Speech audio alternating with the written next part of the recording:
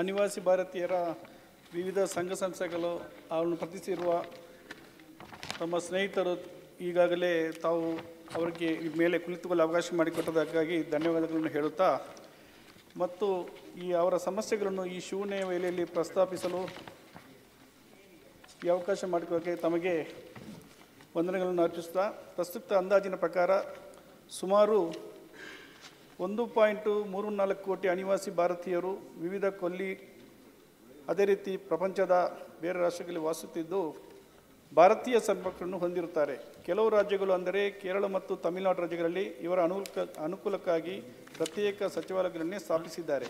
ಅದರಂತೆ ಕರ್ನಾಟಕದಲ್ಲಿ ಅವರ ಯೋಗಕ್ಷೇಮ ಮತ್ತು ಸ್ಥಿತಿಗತಿಗಳ ವಿಚಾರಣೆಗೆ ಅನಿವಾಸಿ ಭಾರತೀಯರ ಘಟಕವನ್ನು ಸ್ಥಾಪಿಸಲಾಗಿರುತ್ತದೆ. ಅನಿವಾಸಿ ಕನ್ನಡಿಗರ ಸ್ಥಿತಿಗತಿಗಳನ್ನು ಅಭ್ಯಯಿಸಿ ಅವರ ಕಲ್ಯಾಣಕ್ಕೆ ಅಗತ್ಯವಿರುವ ಕಾರ್ಯಕ್ರಮವನ್ನು ಒಳಗೊಂಡಂತೆ ವರದಿ ಸಲ್ಲಿಸಲು ಆಯೋಗವೊಂದನ್ನು ರಚಿಸುವುದು ಅಗತ್ಯವಾಗಿದೆ. ಈ ಆಯೋಗ ವರದಿ ರಚಿಸಿ ಇವರ ಶಿಫಾರಸುಗಳನ್ನು ಸ್ವೀಕರಿಸಿ ಅವರ ಯೋಗಕ್ಷೇಮ ಮತ್ತು ಅನುಕೂಲಕ್ಕಾಗಿ ಒಂದು ಸಚಿವಾಲಯ ಅಥವಾ ಆಯುಕ್ತಾಲಯವನ್ನು ಸ್ಥಾಪಿಸುವ ಈ ಕೆಳಕಂಡ ಅಂಶಗಳ ಕುರಿತು ಸದನದ ಶೂನ್ಯವೇಳೆಯಲ್ಲಿ ಪ್ರಸ್ತಾಪಿಸುತ್ತೇನೆ. 1. ಕೊಲ್ಲಿ ರಾಷ್ಟ್ರಗಳಲ್ಲಿ ಕನ್ನಡ ಅನಿವಾಸಿ ಭಾರತೀಯರ ಯೋಗಕ್ಷೇಮ ಅಭಿವೃದ್ಧಿ ಮತ್ತು ಉನ್ನತಿಗಾಗಿ ಕರ್ನಾಟಕ ಸರ್ಕಾರವು ಅನಿವಾಸಿ ಭಾರತೀಯರ ಸಮಸ್ಯೆಗಳ ಪರಿಹಾರಕ್ಕಾಗಿ ಕಾರ್ಯಕ್ರಮಗಳು ಮತ್ತು ಯೋಜನೆಗಳನ್ನು ರೂಪಿಸಬೇಕು. 2. ಅನಿವಾಸಿ ಭಾರತೀಯರು ಕಳೆದ 4 ದಶಕಗಳಿಂದ ಉದ್ಯೋಗವನ್ನು ಆರಿಸಿ ಗಲ್ಫ್ ರಾಷ್ಟ್ರಗಳಲ್ಲಿ ಬಂದ ಕಾರಣ ಕರ್ನಾಟಕದ ವಿವಿಧ ಪ್ರದೇಶಗಳಲ್ಲಿ ಆರ್ಥಿಕ, ಸಾಂಸ್ಕೃತಿಕ ಮತ್ತು ಶೈಕ್ಷಣಿಕ ಬದಲಾವಣೆಗಳು ಮತ್ತು ಕ್ರಾಂತಿಗಳೇ ನಡೆದಿದೆ. ಪ್ರಸ್ತುತ ಸೌದಿ ಅರೇಬಿಯಾ ಮತ್ತು ಇತರ ಗಲ್ಫ್ ರಾಷ್ಟ್ರಗಳಲ್ಲಿ ಸುಮಾರು 1.34 ಕೋಟಿ ಅನಿವಾಸಿ ಭಾರತೀಯರು ವಾಸವಾಗಿದ್ದಾರೆ. ಇದರಲ್ಲಿ 88.8 ಲಕ್ಷ ಮಂದಿ UAE, Saudi Arabia, Kuwait, Bahrain, Qatar ಮತ್ತು ಒಮ್ಯಾನ್ ಸೇರಿದಂತೆ 6 ಗಲ್ಫ್ ರಾಷ್ಟ್ರಗಳಲ್ಲಿ ವಾಸವಾಗಿದ್ದಾರೆ. ಸೌದಿ ಅರೇಬಿಯಾದಲ್ಲಿ ಒಂದರಲ್ಲೇ ಸುಮಾರು 24 ಲಕ್ಷ ಮಂದಿ ಅನಿವಾಸಿ ಭಾರತೀಯರು ನೆಲೆ ಕಂಡುಕೊಂಡಿದ್ದಾರೆ. ಸೌದಿ ಅರೇಬಿಯಾದ ಬಹುನಿರೀಕ್ಷಿತ ವಿಷನ್ 2030 ಕಾರಣದಿಂದಾಗಿ ಹೊಸ ಮೆಗಾ ಯೋಜನೆಗಳು ವೀಸಾ ಪ್ರಕ್ರಿಯೆ ಸುಲಭತೆಯ ಸೌದಿ ಅರೇಬಿಯಾಗೆ ಕನ್ನಡಿಗರನ್ನು ಮತ್ತಷ್ಟು ಜನರು ವಲಸೆ ಬರುವಂತೆ ಆಕರ್ಷಿಸುತ್ತಿದೆ. ಕರ್ನಾಟಕ ರಾಜ್ಯವು ಆರ್ಥಿಕತೆಯ ಮೇಲೆ ಮ್ಯಾಕ್ರೋ ಎಕನಾಮಿಕ್ಸ್ ಅಂದರೆ ಸ್ಥೂಲ ಆರ್ಥಿಕ ಉತ್ತಮವಾದ ಪರಿಣಾಮ ಬೀರುತ್ತದೆ ಎಂದೇ ನಂಬಲಾಗಿದೆ. ಈ ಕಾರಣದಿಂದಾಗಿ ಕರ್ನಾಟಕದ ಹಲವು ಕುಟುಂಬಗಳು, ವಿಶೇಷವಾಗಿ ಕರ್ನಾಟಕದ ಕರಾವಳಿ ಪ್ರದೇಶದ ಹಲವು ಕುಟುಂಬಗಳಿಗೆ ಇಲ್ಲಿ ಆದಾಯದ ಮಹತ್ವದಾಗಿದೆ. ಅಲ್ಲದೆ ಅಲ್ಲಿ ಲಭ್ಯವಿರುವ ಅಂಕಿಅಂಶಗಳ ಪ್ರಕಾರ ಸೌದಿ ಅರೇಬಿಯಾದಲ್ಲಿ ದುಡಿಯುತ್ತಿರುವ ಕನ್ನಡಿಗರಿಂದ ವಾರ್ಷಿಕ $1 ಶತಕೋಟಿ US ಹೆಚ್ಚಿನ ಹಣವು ರವಾನೆಯಾಗುತ್ತಿದೆ ಎಂದು ಅಂದಾಜಿಸಲಾಗಿದೆ. 2023ನೇ ಆರ್ಥಿಕ ವರ್ಷದಲ್ಲಿ ಭಾರತ ಮತ್ತು ಸೌದಿ ಅರೇಬಿಯಾದ ನಡುವಿನ ದ್ವಿಪಕ್ಷೀಯ ವ್ಯಾಪಾರವು $52.76 ಶತಕೋಟಿ ಅಮೆರಿಕನ್ ಡಾಲರ್ ಮೌಲ್ಯದಾಗಿದ್ದು, ಗಲ್ಫ್ ರಾಷ್ಟ್ರಗಳು ಭಾರತದ ಅತಿದೊಡ್ಡ ವ್ಯಾಪಾರ ಪಾಲುದಾರರಾಗಿದ್ದು ವ್ಯಾಪಾರ ಮತ್ತು $184 ಶತಕೋಟಿ ದಾಟಿದೆ ಎಂದು ಅಂದಾಜಿಸಲಾಗಿದೆ. ನಮ್ಮ ಜಿಲ್ಲೆಯ ರಾಜ್ಯಗಳಾದ ಕೇರಳ, ತೆಲಂಗಾಣ ಮತ್ತು ನಮ್ಮ ನೆರೆಯ ರಾಜ್ಯಗಳು ತಮಿಳುನಾಡಿನಂತೆಯೇ ಕರ್ನಾಟಕ ಸರ್ಕಾರವು ಕನ್ನಡಿಗ ಅನಿವಾಸಿ ಭಾರತೀಯರ ವಿಷಯದಲ್ಲಿ ಉತ್ತಮವಾಗಿ ಕಾರ್ಯನಿರ್ವಹಿಸಲು ಅಧ್ಯಯನ ಆಯೋಗವನ್ನು NRI ಮಸೂದೆಯನ್ನು ಪರಿಚಯಿಸಲು ಮತ್ತು ಕನ್ನಡಿಗ ಅನಿವಾಸಿ ಭಾರತೀಯರ ಕಲ್ಯಾಣಕ್ಕಾಗಿ ರಾಜ್ಯದ ಸಚಿವಾಲಯದಲ್ಲಿ ಒಂದು ಸಚಿವಾಲಯವನ್ನು ಸ್ಥಾಪಿಸಲು ಅತ್ಯವಶ್ಯಕವಾಗಿದೆ. ಈ ಉದ್ದೇಶ ಸಚಿವಾಲಯದಲ್ಲಿ ಈ ಕೆಳಕಂಡ ವಿಷಯಗಳನ್ನು: 1. ಅನಿವಾಸಿ ಕನ್ನಡಿಗರು ಎದುರಿಸುವ ಸಮಸ್ಯೆಗಳ ಕುರಿತು ಸರ್ಕಾರಕ್ಕೆ ಮನವರಿಕೆ ಮಾಡುವುದು, ಗಲ್ಫ್ ದೇಶದಲ್ಲಿ ದುಡಿದು ಮರಳುವ ವ್ಯಕ್ತಿಗಳನ್ನು ಸಂಘಟಿಸುವುದು ಹಾಗೂ ಅವರಿಗೆ ಆರ್ಥಿಕ ನೆರವು ನೀಡುವ ಮೂಲಕ ರೂಪುರೇಷೆಗಳನ್ನು ತಯಾರಿಸುವುದು, ವೈದ್ಯಕೀಯ ನಿರ್ವಹಣೆ ಮತ್ತು ಮ್ಯಾನೇಜ್ಮೆಂಟ್, ಇಂಜಿನಿಯರಿಂಗ್ ಮತ್ತು ಇತರ ವೃತ್ತಿಪರ ಕೋರ್ಸ್ಗಳ ಪ್ರವೇಶಕ್ಕಾಗಿ ಅನಿವಾಸಿ ಕನ್ನಡಿಗ ವಿದ್ಯಾರ್ಥಿಗಳನ್ನು ನಿವಾಸಿ ವಿದ್ಯಾರ್ಥಿಗಳನ್ನು ಪರಿಗಣಿಸುವುದು ಮತ್ತು ಈ ಪ್ರದೇಶಕ್ಕೆ ಅಗತ್ಯವಿರುವ ಕಾಯ್ದೆಗಳಿಗೆ ತಿದ್ದುಪಡಿ ತರುವುದು, ಸ್ಥಳೀಯವಾಗಿ ಕನ್ನಡ ಕಂಪು ಪರಿಸರಿಸಲು, ಕರ್ನಾಟಕ ಸಂಸ್ಕೃತಿಯನ್ನು ಹರಡಲು ಮತ್ತು ಅನಿವಾಸಿ ಕನ್ನಡಿಗರ ಸಮಸ್ಯೆಗಳ ಕುರಿತು ಚರ್ಚಿಸಲು ಸೌದಿ ಅರೇಬಿಯಾದಲ್ಲಿ ಕನ್ನಡ ಭವನ ತೆರೆಯುವುದು, ಸೌದಿ ಅರೇಬಿಯಾದ ವಾಸಿಸುವ ಕನ್ನಡಿಗರ ನಿಖರವಾದ ಮಾಹಿತಿಯನ್ನು ಸಂಗ್ರಹಿಸುವ ಉದ್ದೇಶದಿಂದಾಗಿ ಕರ್ನಾಟಕ ಸರ್ಕಾರ ಆನ್ಲೈನ್ ನೋಂದಣಿ ವ್ಯವಸ್ಥೆಯನ್ನು ಜಾರಿಗೆ ತರುವುದು,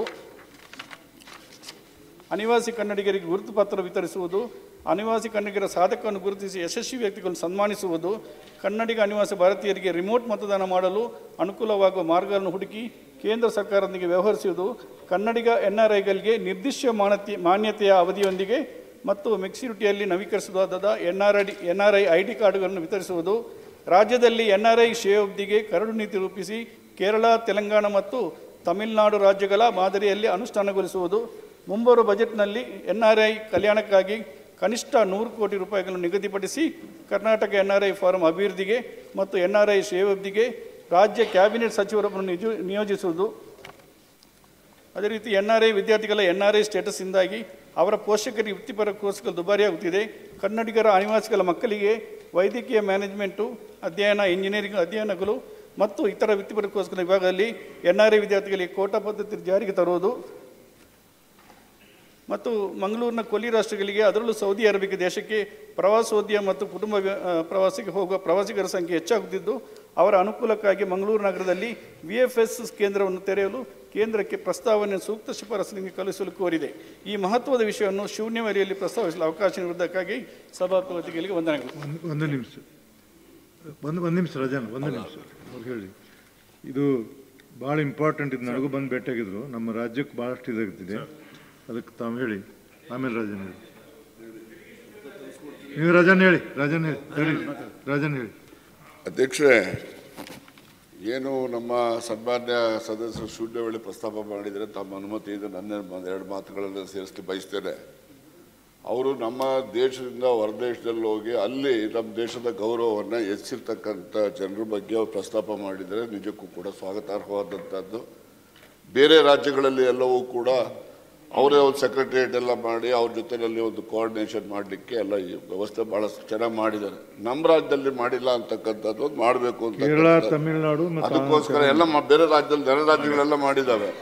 ನಮ್ಮ ರಾಜ್ಯದಲ್ಲಿ ಮಾಡದೇ ಇರತಕ್ಕಂಥದ್ದು ಅದು ವಿಳಂಬ ಆಗಿದೆ. ಅದರಿಂದ ರಾಜ್ಯಕ್ಕೂ ಕೂಡ ನಷ್ಟ, ಮತ್ತು ನಮ್ಮನ್ನು ಪ್ರತಿನಿಧಿಸ್ತಕ್ಕಂಥ ಹೊರದೇಶಗಳಲ್ಲಿ ಪ್ರತಿನಿಧಿಸಿದ ಜನರಿಗೂ ಕೂಡ ಅನಾನುಕೂಲಗಳಿದ್ದಾವೆ.